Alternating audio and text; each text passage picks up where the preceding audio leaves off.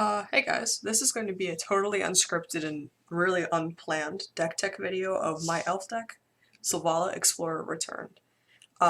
This is actually an elf deck, although it differs from the normal variants in that it has a very large combo part of it, and there's also a heavy Stax element, but we'll get to that later.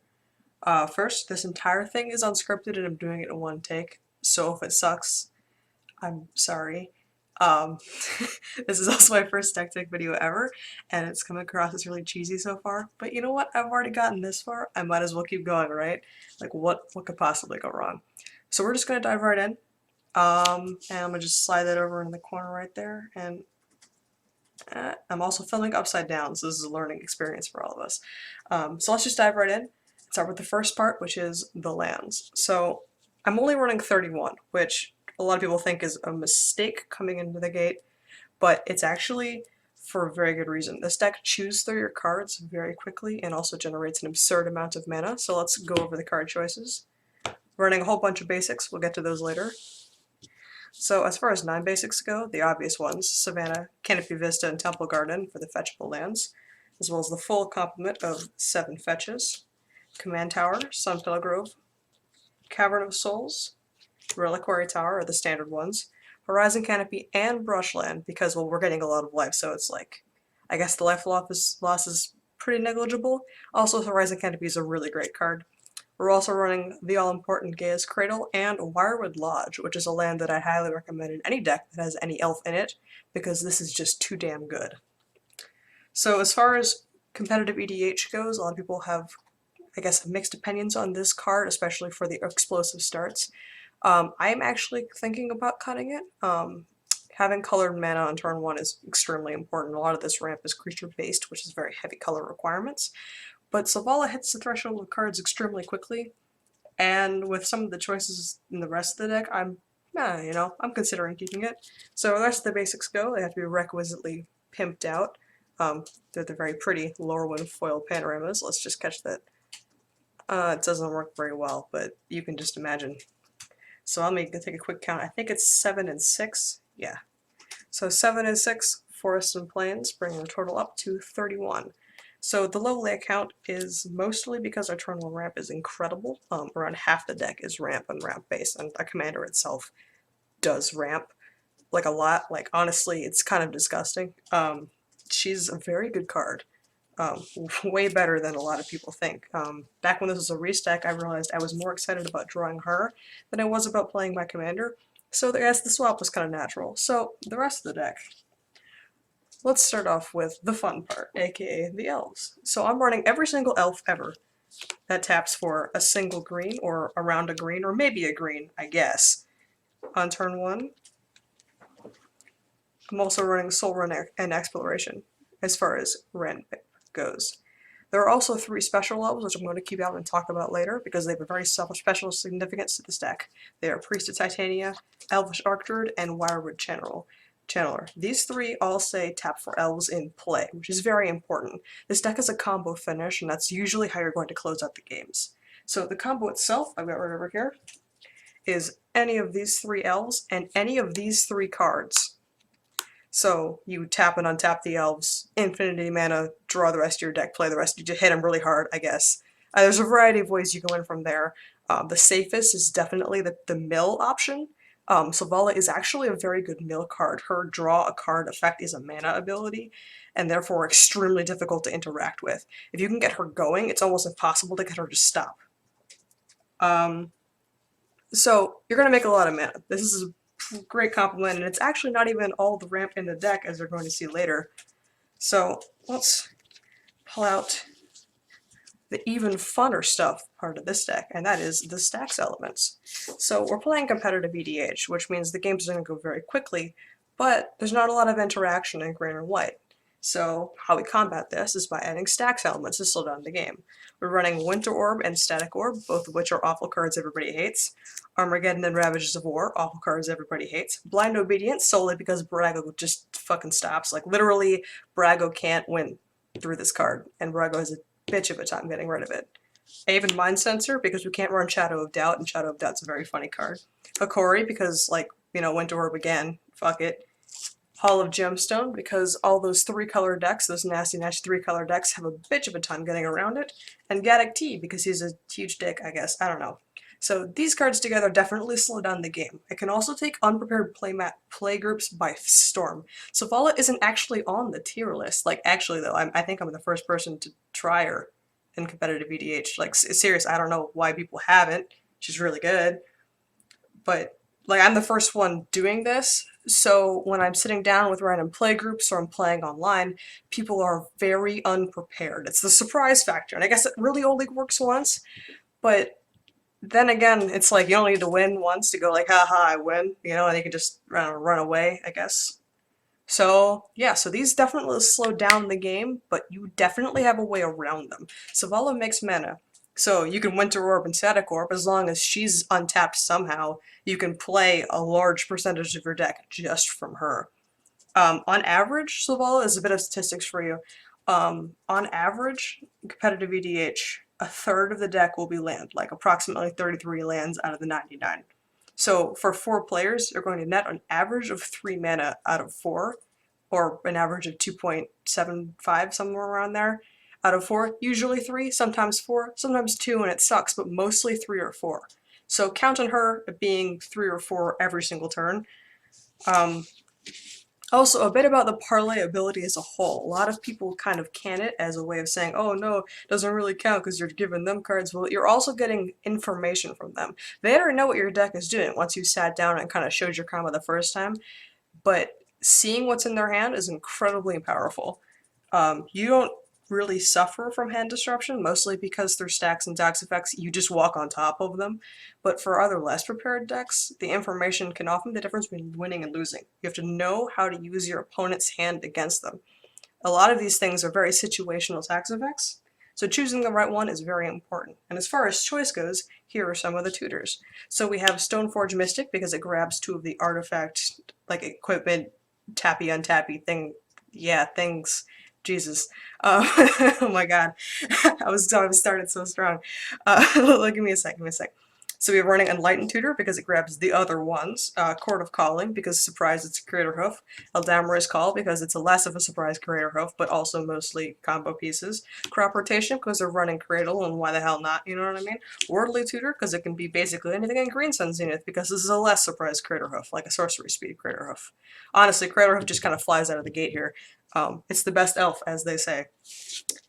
So, let me just fuck this up, if you'll excuse me.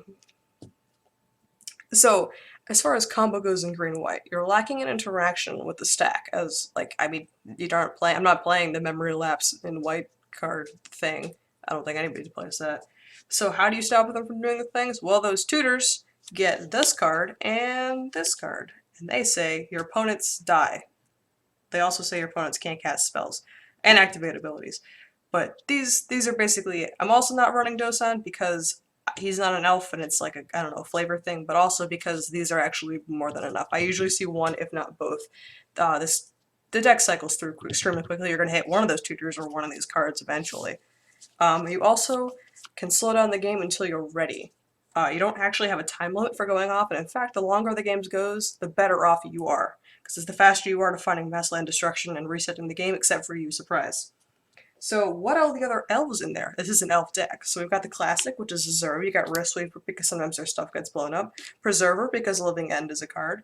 Or maybe it's Living Death, one of those two. Fauna Shaman because it's basically survival, right? Basically, right? Don't tell me differently. Rex Sage because this flies out of the gate in turn 2 and really fucks up Mana Crypt. Fierce Empath because Dragon Lord Dromoka says you win the game. Mirror Entity is an elf, technically speaking, haha. Null Mage Shepherd is a great card because I don't know if you guys have actually ever seen this. I'm just trying my best to. Let me just. Geez, upside down is a really horrible way of recording this video. It says tap 4 untap creatures you control, destroy target artifact or enchantment. Generally speaking, in competitive EDH, a lot of people's ramp is artifact or enchantment based.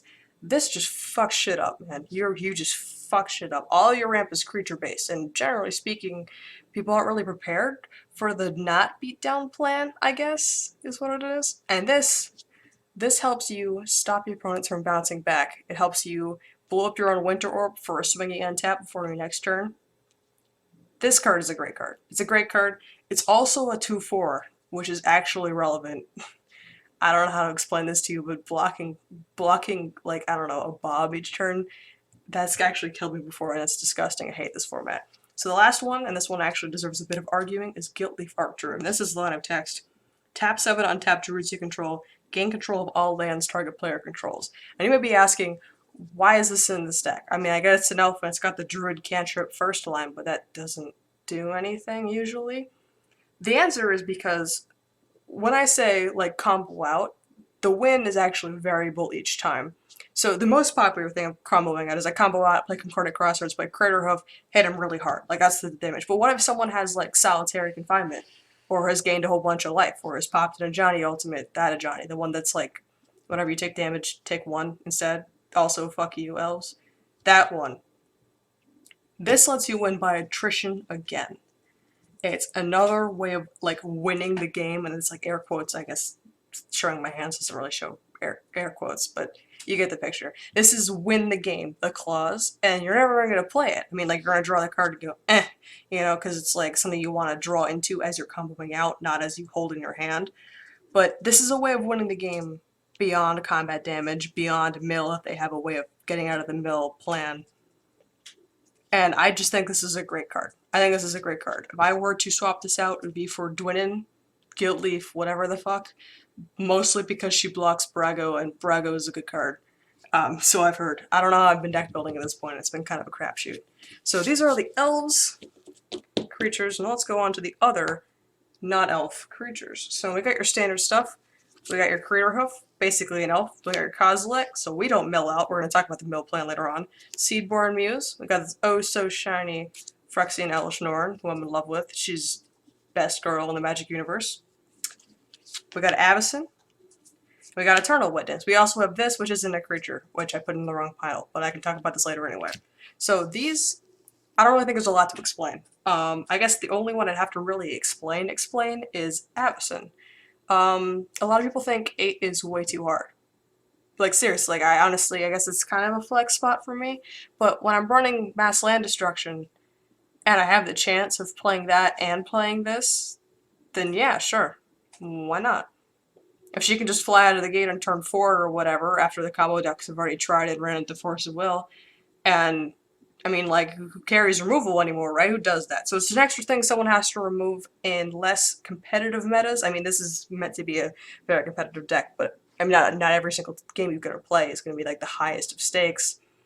She is an 8/8 Vigilance flying. That's pretty good. So Mass Land Destruction is one-sided, provided they let you untap with it, which is, I don't know why someone would. But I really like this card. I really like this card. She's an extra threat, is what it is. She's definitely a threat every single time someone has to deal with her.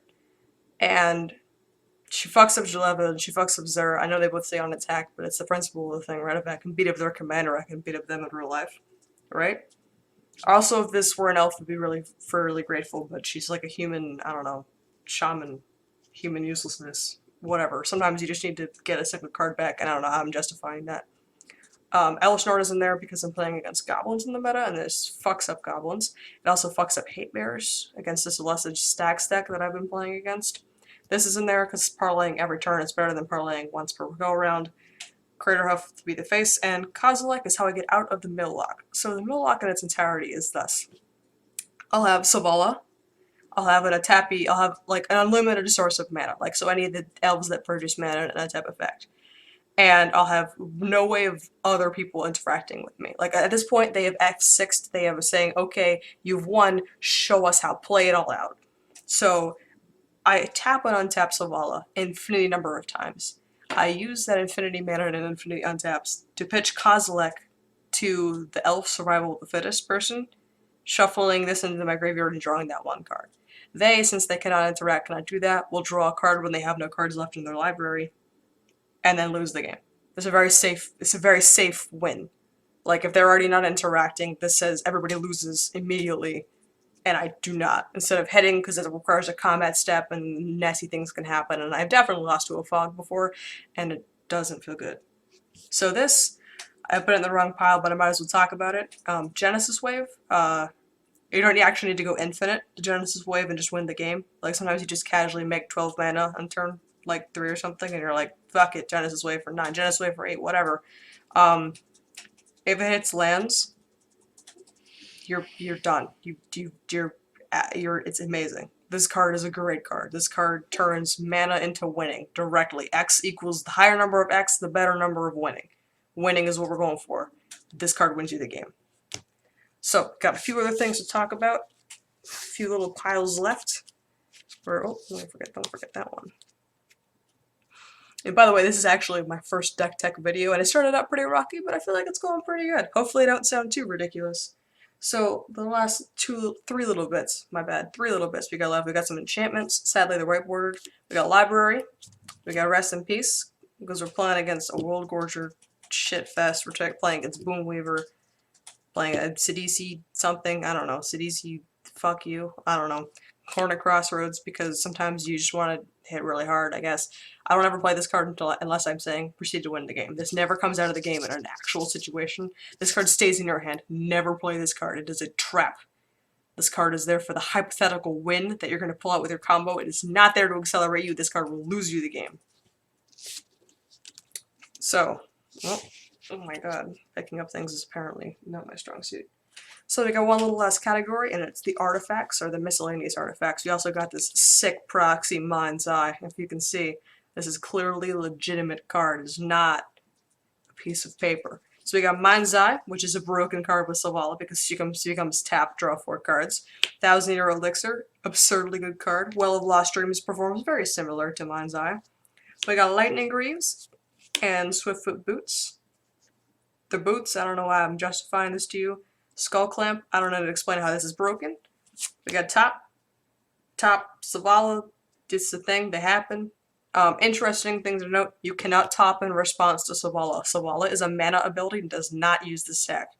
Do not top in response, top, and then Selvala. Not in response, doesn't work like that. The game does not actually let you do that. And the last artifact, my favorite, Slate of Ancestry. 4 tap, discard your hand, draw a card for each creature you control. So, generally speaking, you're going to be activating this, discarding 2 lands, drawing 3 cards. 4 cards, 12 cards, it doesn't matter. This card draws you more cards. It stays there. It's a great way of turning extra colorless mana, or extra mana in general, into just absolute value. This deck is a lot of redundancy, a lot of tutors, a lot of ways of winning beyond the norm. This card is going to help you get there. It's a way of reaching deeper and deeper inside your deck. Don't be afraid to pitch cards, because you've got a Kozilek in there. Pitch a Kozilek eventually and it'll go back, you know. It's the same theory as to why burning cards in Hearthstone isn't actually losing them until you run out of cards entirely. So with that, we got the final category of cards to talk about, and it's the one that sucks the most, because we're in green-white, and it's removal. So we got Swords, we got Path, we got Beast Within. These blow things up. These especially fuck up Jaleva, Zur, Brago. Anything that says attack before combat even, throw this out there. Sets them back a turn. Because if they're wasting a force on the Swords to Plowshares, you've really fucked up. We got Aura Shards, which is just generates straight value. Hit their mana rocks, really sets them back. We got Freyalise, which also makes druids for the Guiltleaf Archdruid thing from earlier. She also says -2 destroy target artifact or enchantment. I use that right out of the gate most often than not. She also has a whole bunch of draw. I don't think I've ever ultimated her. I'm actually serious. I actually can't think of a single situation. That's actually pretty weird. But anyway, so that's all the cards in the deck. I don't know what else to talk about at this point. Hopefully this video comes out okay when I turn it right side up, and hopefully my voice wasn't too annoying. Thanks for the idea, and I hope you guys liked the video. Bye!